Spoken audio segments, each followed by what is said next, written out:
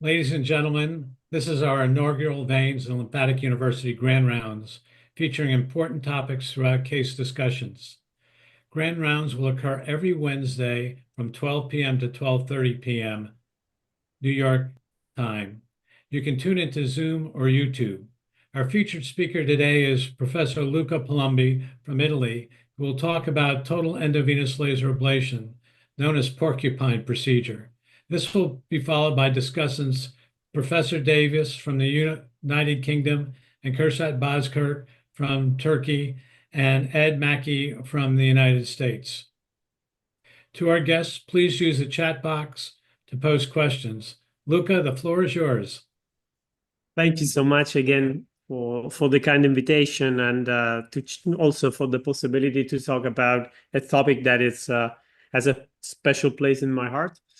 And it is total endovenous laser ablation or a porcupine technique or ATA technique. There are a lot of names.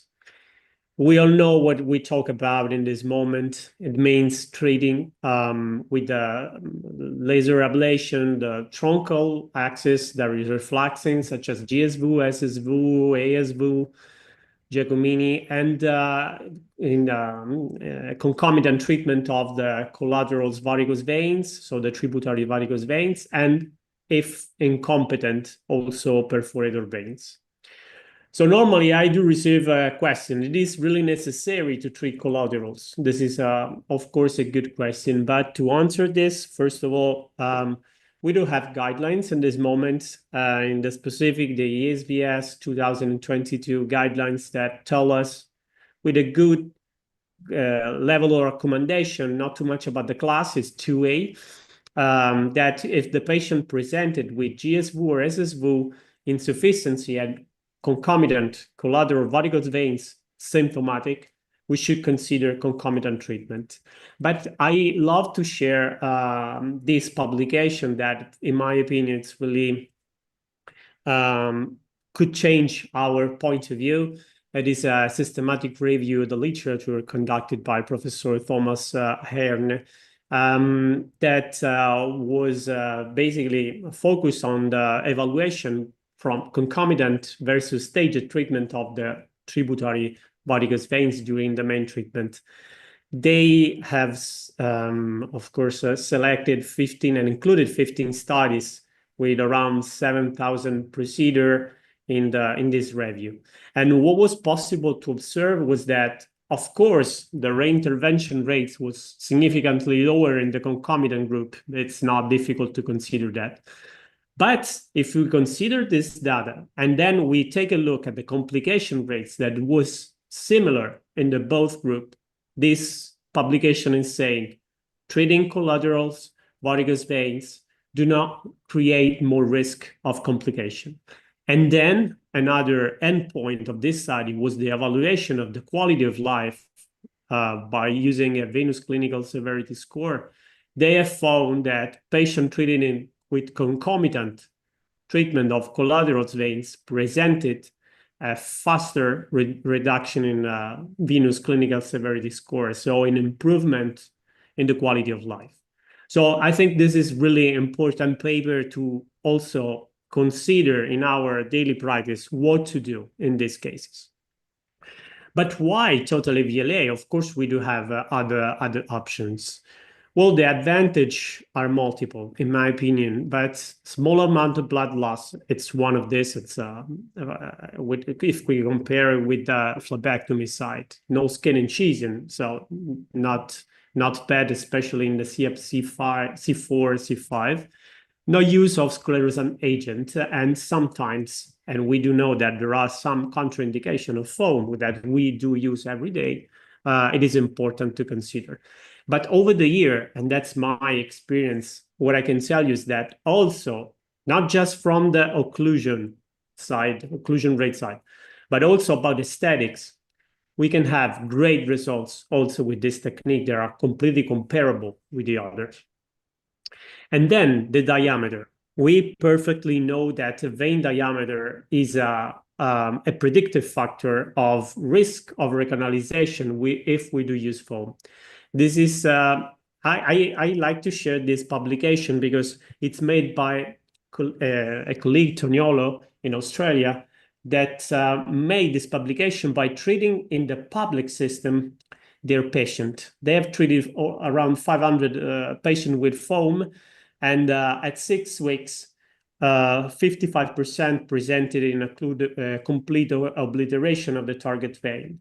And going deep in this publication, there was an association between the diameter and the risk of recanalization. So if we work in a public setting, we have to consider this. The obesity, it's another point that we have to consider when we select patients. And we do know that obesity is a risk factor for recanalization or sometimes even for failure of the procedure. This is another nice publication that shows us in the treatment of perforated veins with three procedures, EVLA, RFA, and ultrasound guided foam sclerotherapy. What was possible to observe was that the occlusion rate was higher in the thermal group, in the specific radiofrequency ablation group. But this is not the point why I do share this slide. The point is the obesity was the predictive factor, especially with foam, of recanalization. So another thing to consider when we select the technique. So in my opinion, when to perform total EVLA? When do you want to perform phlebectomy? For example, risk of bleeding, and in the elderly population, this is a risk. We have patients with multiple treatment, normally with anticoagulants or antiplatelet therapy, or in the more advanced CEAP class, CEAP C4, C5, in which the skin is an issue, or when we should perform an extensive treatment, or when we don't want to use foam, for example, in a patient that had a previous allergic reaction, or the diameter, as I said in the previous slide. And then now, in my opinion, the diameter is another issue that I take care when I select my procedure. And how? I do use in this moment water-specific laser wavelengths due to the fact that allow us to obtain the same amount of heat in the vein, but with lower parameter due to the fact of the higher concentration of the chromophorus. And I do use this is my personal choice, for the treatment, a new optical fiber that is a multiple ring for a length of 5 millimeters that is called infinite radial fiber with the 400 migrants that allow you to treat not just the truncal axis, but also the collateral with the 16G needles. The laser choice, as I told you, it is related, in my opinion, due to the fact that we can work with lower parameter with the same effectiveness. And now in this moment, we have a lot of literature regarding the new lasers, not just trials, but also reviews. So that is something that is not my topic today, but is well known. And also because we have published last year this histological evaluation after endovenous procedure with different techniques. And this is the results after 1940 nanometers thermal ablation. As you can see, it is possible to observe a uniform complete damage of the intima with also disruption of the intima, subendothelium, but also at the medial wall, you see hyalinosis. But the adventitia was preserved. So this means that the damage is not transmural, and this is probably the explanation to the fact that we have now less risk of surrounding tissue damage and nerve damage, nerve injury that we are observing with the trials that are coming out with these new devices. And now I want to show you what we are facing in the public system in Venice and why we select this technique. This is first cases of 40 years old man It is a heavy worker. We have a lot of heavy worker from the shipyard in Venice. That is a great industry that we have in Venice. And he was waiting for approximately 12 months to be treated. And when he came to me, he said, I have a necessity. I got to go back work tomorrow. And please don't ask me to wear stockings for 1 month, because in my work, it is impossible. So why to select in this patient? The diameter, as you will see now, the BMI, but also the necessity to go back to work and not to wear for long time stockings. This is size and planning. This patient had a reflux on GSV, and as you can see, we can consider this an anterior accessory esophagus vein, but it's not. It's a collateral vein coming from the GSV in the proximal part of the GSV that feeds those varicose veins. And so we decided to go in these cases with total EVLA by treating the GSV at the level of the reflux, by leaving the part without reflux not treated, and then to use thermal ablation for the collaterals. And we place a 4-sheet French in the GSV and needles, 16G needles for the collaterals.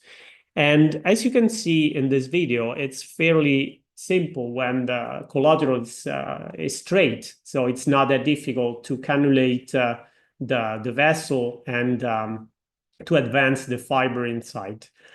It is a little bit different when, in most of cases, those collaterals are tortuous, are not straight. So in these cases, I do adopt a technique in which moving with parallaxis of the probe, moving the needle, I try to be always inside the vein. Most of cases, sometimes you are not, but most of cases you are, and try to reach all the veins with the total length of the needle. These are needles with a length of 7 centimeters. So this, for me, it's important to reduce the number of needles that I do place for the procedure. So other colleagues place a lot of needles by reaching just one part of the vein, avoiding the tortuosity. And so you have to place 20 needles for the treatment. But with this technique, as you can see, we're moving on the side with the probe and try to move with the needle just to, according to the tortuosity, to be inside. We can reduce the number of needles that we have to place. This is really important for me because reduce time and gives this procedure at the same time that I do use for thermal for the GSV and phlebectomy. So this is not a wasting time procedure, in my opinion. And then when you have cannulated all the branches that you plan to cannulate at the beginning, we of course do perform tumescent anesthesia, not just to avoid surrounding tissue damage, skin damage, because as I show you with this laser, it is most safety to treat this distal part or superficial part, but to create the perfect contact between the fiber and the vein. And this is important for the parameter that we use, could be less important, and also for the occlusion rate and to reduce the risk of blood trapping that sometimes we have when we use foam.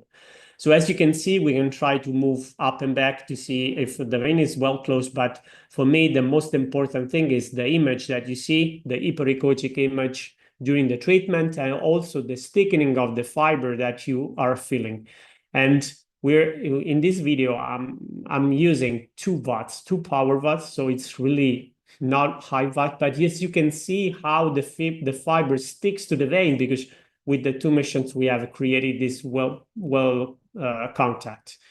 And well, now there is the final results. In these cases, we have this is a zoom, of course, but we have decided to go for a flash occlusion, so really close. to the junction, and due to the fact there was a reflux from the terminal valve, the patency of the common femoral vein, and the good occlusion of the GSV. And now moving to check all the part of the vein, if it's well closed at all, we have to adjust the treatment. And then also we are evaluating the collaterals that we have treated. You can see, of course, too much anesthesia, but well occluded also the collateral veins, as you can see in this image. Is this not possible to distinguish anymore the vein from the surrounding tissue? And this is the blood loss that the patient have lost during the procedure. So case number 2, again, a young man, always working, heavy worker in this case, with the same request. In this case, it was a radiosurgery. Other colleagues have tried to treat this patient for an incompetent perforator veins, CRE perforator veins, and as you can see, there is a scar there and a bulging vein. Again, why total EVLA in this case? For the fact that was a radio, so of course I decided not to do open surgery procedure. The diameter was higher, so foam in this case is for me works at the same well with one procedure. And then again, the request not to wear for long time stocking. So this is the sizing planning, 8 millimeters at the fascia, huge reflux, and some collaterals, as you can see. So one needle was placed crossing the fascia, and then other needles for the collateral veins. And this is the results at 15 days. As you can see in the video, the vein was really prominent and bulging. And at the follow-up at 15 days, no brushing, no hematoma, no blood trapping to drainage. And in the public, this is really important, makes the difference in my opinion. The advantage of total EVLA, less blood loss, I told you, absence of surgical incision, but mainly rapid recovery for the patient. And another issue really important, when we do phlebectomy, we do not have an intraprocedural ultrasound control that we have when we perform total EVLA. So we are sure not to miss any collaterals that we want to treat. And in my opinion, when the caliber is huger than 6 millimeters, can give you maybe a better possibility of occlusion with one treatment with foam. But we need data. We are, of course, a surgeon, we are a physician, and we need to prove what we think. That's the reason why we are now conducting, and we have a complete enrollment of the patient, this multi-center prospective, non-randomized, non-blind clinical trial with other 2 centers in Europe, Poland, directed by Dr. Jan Szczepanski, and Lithuania in a center, a high volume center directed by Professor Linas Velika. And we adopted the same settings in order to have less risk of bias. These are the endpoints that we are looking in this trial.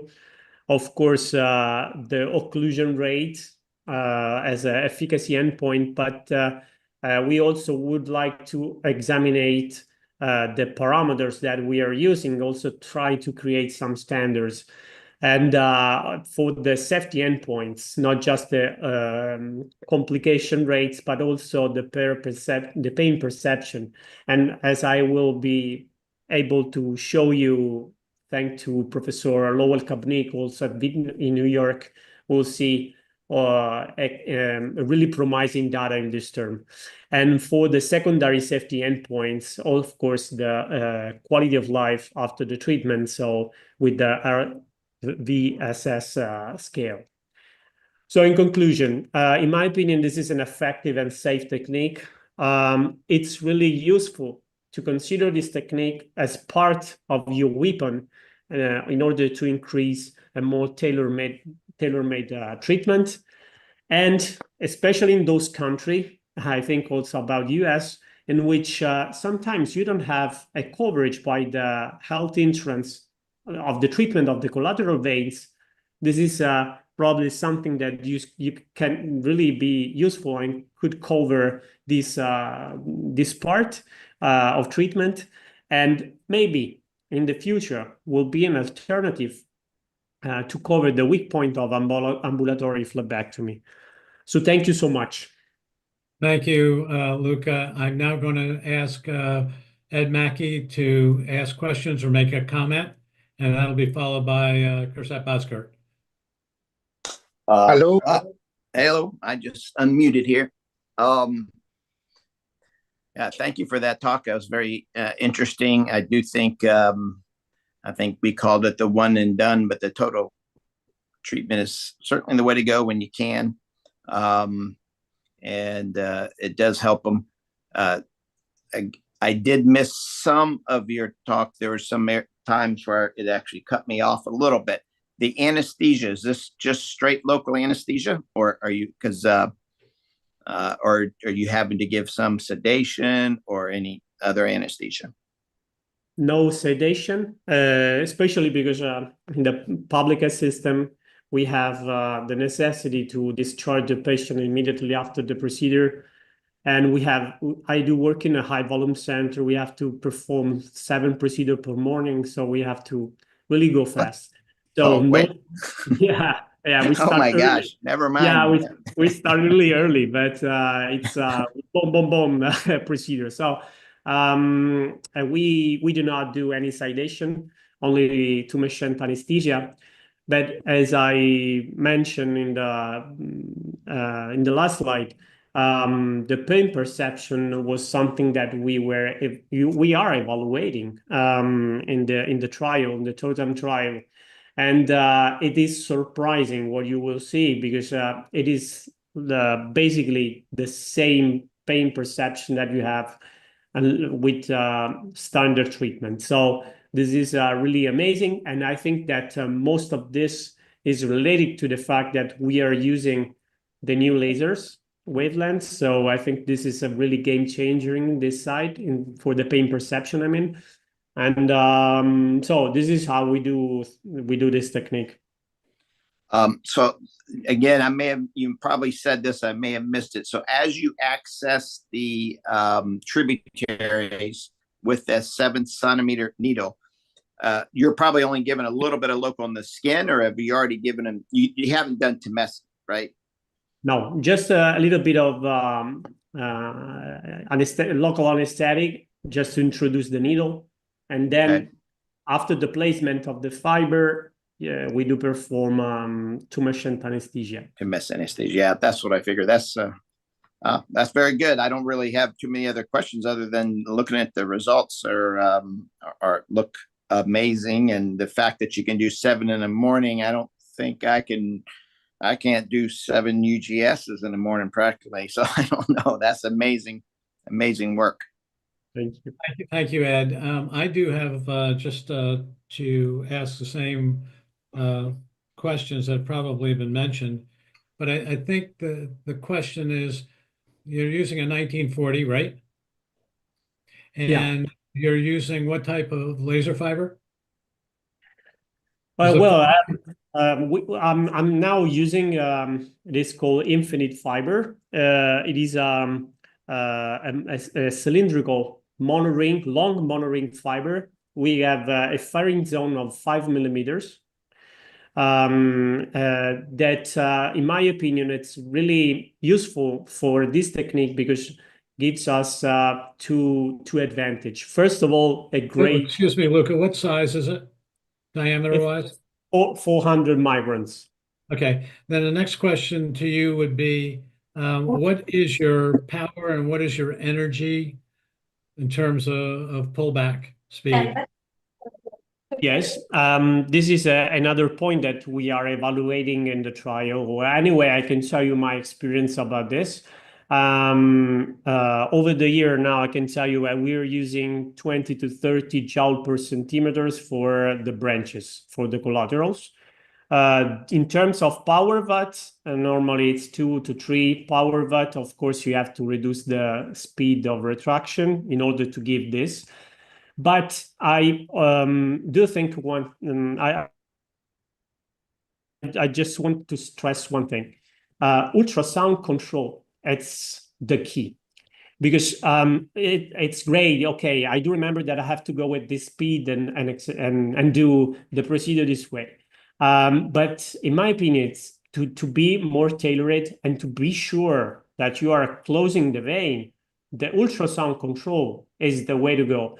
Because you see the widening of the vein, you see the fiber sticking and you feel it during the retraction. And you can also try to move the fiber up and down to be sure about that. But the ultrasound guidance, for me, is the key for the results. Thank you, Luca. I'm going to move on to Professor Bozkurt, followed by Professor Davis. Hello, Luca. Nice presentation.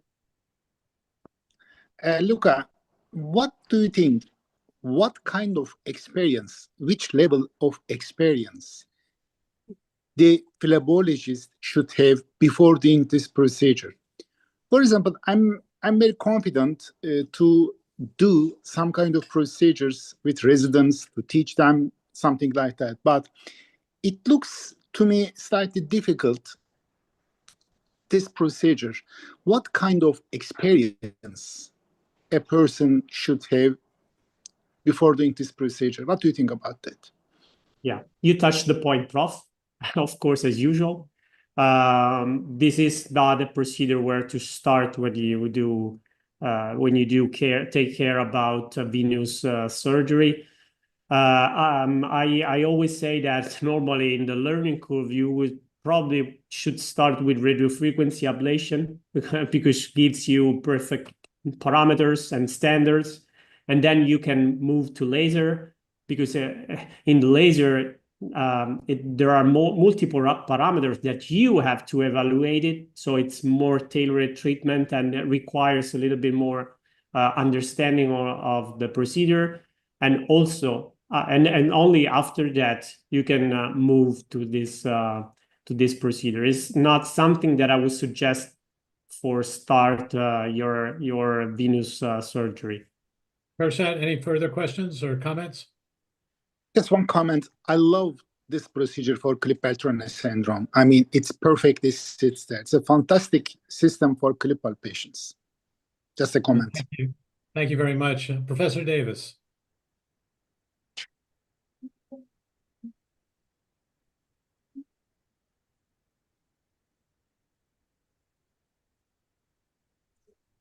Sorry, I'm not hearing the.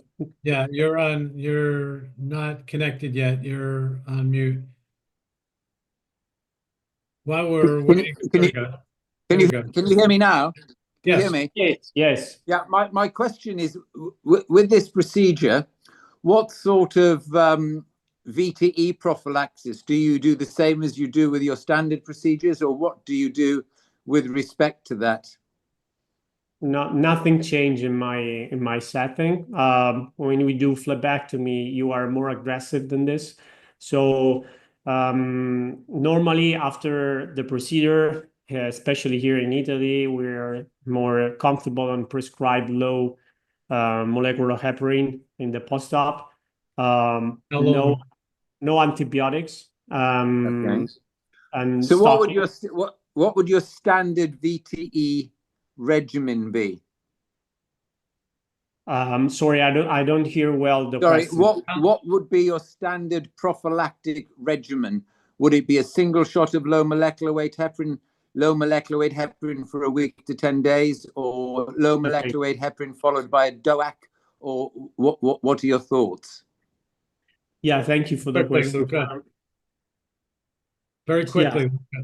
Thank you. Yeah, super quickly. 7 days heparin once a day, and then I check the patient. Okay, thank you very much. My pleasure. Thank you very much to all. It's been great and informative. I would really like to see more post-operative pictures of this technique. I am a little concerned about some fire underneath the skin, but what you showed us looks really, really good. So next week, Wednesday, June 18th at 12 p.m., Professor Bozkurt will talk about the use of acrylate and perforators through case discussion. Thank you for joining, and we'll see you next Wednesday, June 18th at 12 p.m. at BLU Grand Rounds. And thank you very much. Thank you so much.